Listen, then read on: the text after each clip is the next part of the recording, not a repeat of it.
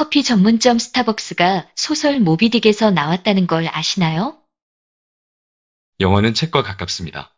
일단 원작 소설이 있는 영화들이 많고 그 외에도 그냥 책이 소품으로 영화에 나오는 경우도 많죠. 영화를 보다 인상적인 책을 발견하면 저는 친한 분한테 책을 추천받았다고 생각하고 극장에서 나오면 책방으로 갑니다. 극장에서 추천받은 책 이야기를 하겠습니다. 오늘은 허먼 멜빌의 모비딕입니다. 만약 오늘 지구가 파괴되고 인간은 멸종한다면 당신은 무엇을 하겠습니까? 늙은 우주비행사는 책을 읽습니다. 영화 딥임팩트 속 혜성은 꼭 고래처럼 보입니다. 로버트 듀발이 선장인 우주선은 허경선과 닮았고요. 이 우주선의 임무는 험난합니다. 엄청난 속도로 날아가는 혜성에 착륙한 뒤 핵폭탄을 땅속으로 박아넣고 폭파시켜야 합니다. 여기에다 시간 제한이 있습니다. 태양이 혜성을 비추면 가스가 분출하여 혜성 표면이 지뢰밭처럼 변하기 때문입니다. 그래서 일출 시간 전에 핵폭탄 삽입을 마쳐야 하죠. 영화에서 핵폭탄은 소설에서 고래를 잡던 작살처럼 기능합니다. 그런데 영화 딥임팩트의 우주인들은 임무에 실패합니다. 장비 불량으로 폭탄을 깊게 매설하지 못해서 혜성이 완전히 파괴되지 않고 두 개로 갈라진 것이죠. 지구의 종말을 막지 못하고 우주에 남겨진 비행사들. 그 막막한 순간 선장 로버트 듀발은 사고로 실명한 젊은 부하에게 다가가는데 손에 소설 모비딕이 들려 있습니다.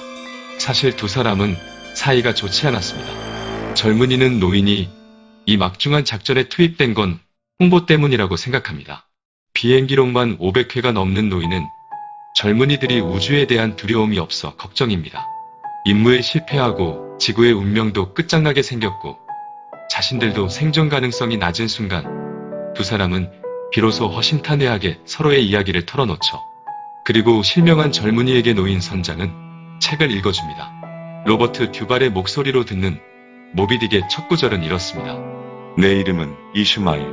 몇 해 전 언제였는지 정확히는 모르지만 돈이 떨어지고 유쾌한 일은 하나도 없고 습기가 가득했던 내 영혼의 11월. 사는 게 짜증나고 답답할 땐 거친 파도를 바라보며 바다에 달려가고 싶었다. 나중에 서점에서 모비딕을 손에 들고 읽을 때 굉장히 당황했습니다. 영화에서 감명 깊었던 모비딕의 첫 문단이 소설에선 달랐기 때문입니다. 소설은 일단 발췌란 이름으로 선원들과 해상 생활에 대한 용어 설명이 잔뜩 붙어 있고요. 챕터 1이 시작된 다음에도 첫 문단은 영화에서 로버트 듀발이 읽어준 것과 많이 달랐습니다. 소설은 문장마다 은유와 수식하는 말들이 배미창에 붙은 이끼처럼 잔뜩 달라붙었고 번역된 한국어는 어색했습니다. 반대로 극장 자막은 추격의 필요성 때문에 모든 대사를 두 줄로 줄이죠. 어려운 말은 되도록 가독성이 높은 쉬운 말로 고칩니다. 그게 오히려 소설의 정서를 잘 전달한 것 같습니다. 또한 나중에 비디오로 다시 영화를 보니 미미 레더 감독은 이 장면을 촬영할 때 영리한 선택을 했어요. 시간을 건너뛰죠. 그래서 로버트 듀발이 읽는 소설의 문장들을 짜집게 할 수 있었습니다.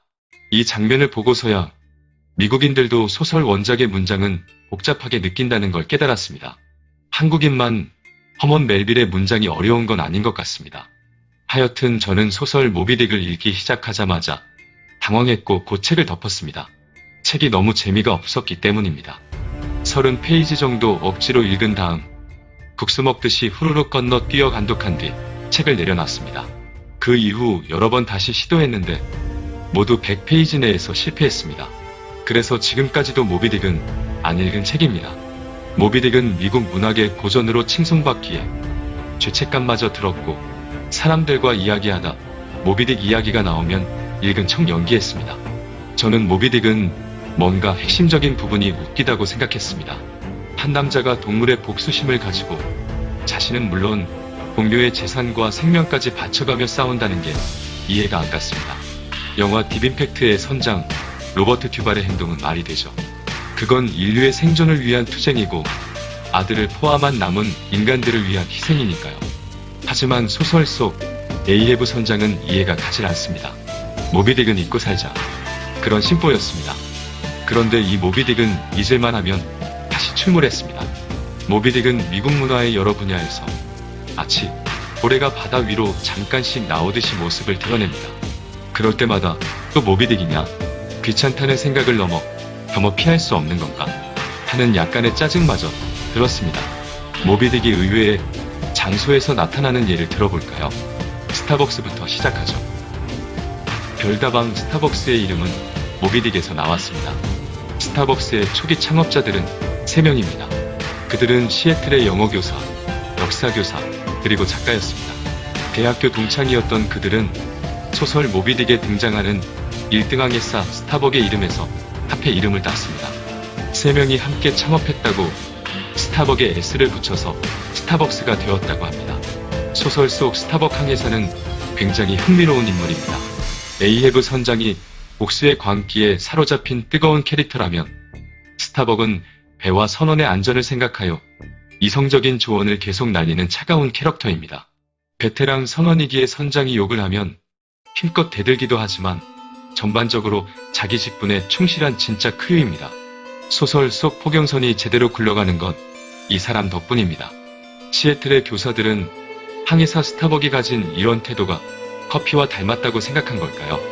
커피가 이성을 깨워 광기, 분노 같은 감정을 잠재우고 카페를 찾아온 손님들에게 마음의 안정을 줄 거라고 희망한 걸까요? 또한 소설 속 1등 항해사 스타벅은 에이헤브 선장의 유일한 말동무입니다. 챕터 132 교양곡에서 에이헤브 선장은 스타벅에게 자신의 내면을 드러냅니다.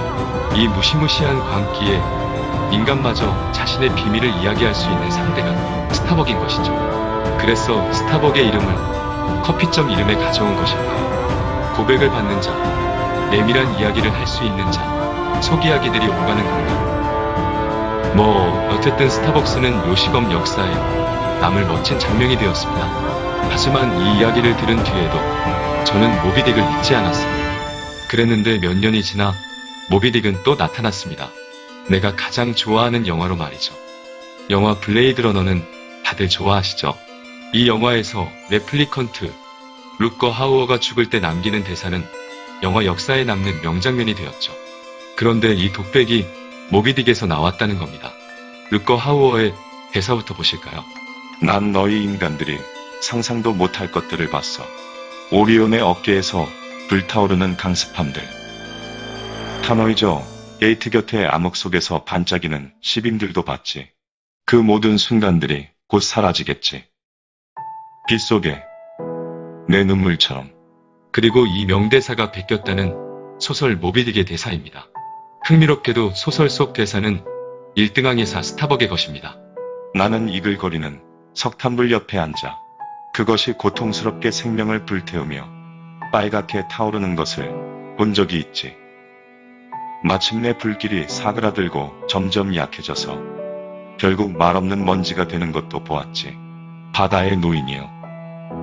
당신의 이 열화 같은 삶도 결국에는 한 줌의 재밖에 남기지 않을 거요. 비슷한가요? 소설 모비딕에 뭔가 있다는 느낌을 받은 저는 다시 독서에 도전했습니다. 다만 이번에는 오에로를 선택했죠. 모비딕을 다룬 보다 라이트한 읽을거리, 만화를 찾은 겁니다. 그중 여러분께 소개하는 책은 2권입니다. 바다는 우리의 하늘이었다는 허먼 멜빌의 세계를 뒤집어서 본 책입니다. 이 책의 세계관은 허먼 멜빌의 것이지만 주인공은 인간이 아니라 고래입니다. 나를 바셋바라 불러다오 라고 시작하는 이 책은 아름다운 사파가 함께합니다. 그림이 더 많았으면 좋겠다고 느낄 정도로 시각적으로 매력이 있습니다. 고래가 그림의 위쪽을 차지하고 인간의 포경선들이 아래에 있죠. 여기선 고래들의 우두머리 알렉산드라가 에이헤브 선장 역할을 합니다. 알렉산드라는 동족을 죽인 인간을 용서하지 않고 복수를 위해 포경선의 선장을 추적합니다. 그 광기를 젊은 고래 바셋바가 목격하고 기록하는 이야기죠. 뭔가 모비딕을 거꾸로 세운 듯한 이야기들인데 충격적이고 아름답습니다. 그리고 무엇보다 원작의 세계관을 충실하게 반영한다고 느껴져요. 아이디어는 반역자이지만 내용은 충신의 길로 갑니다. 2번째 책은 프랑스 작가 크리스토프 샤부테가 쓰고 그린 만화 모비딕입니다. 이 만화는 손맛이 느껴지는 흑백의 그림으로 어둡고 강렬한 모비딕의 줄거리를 정확하게 따라갑니다. 뛰어난 작품이지만 역시 이 좋은 작품을 읽고도 저는 모비딕의 세계가 납득이 되지 않았어요. 그러다가 론 하워드 감독의 하트 오브 더 시를 봤습니다. 그리고 이 영화가 참 마음에 들었습니다. 이 영화는 모비딕에 나오는 뱃사람 개인의 권기를 다루지 않습니다. 대신 일단 아주 공들여서 고래잡이가 성행했던 19세기 초반의 상황을 재현합니다. 그 시절 고래를 잡는 건 어업이 아니라 에너지 산업이었던 겁니다. 고래잡이는 고기를 먹기 위한 것이라 뱃속에 있는 기름을 캐기 위한 것이었죠. 호경선 선원들은 석탄을 캐는 광부들과 같았습니다. 아직 석유 산업이 일어나기 전의 일인 것이죠. 소설에 포함되어 방대한 페이지를 잡아먹던 선박과 선원 생활에 대한 자료들, 고래의 습성에 대한 기록들이 영화에서는 배경으로 싹 물러나는 작품이 간결해졌습니다. 단순해져서 이야기가 쾌적해졌어요.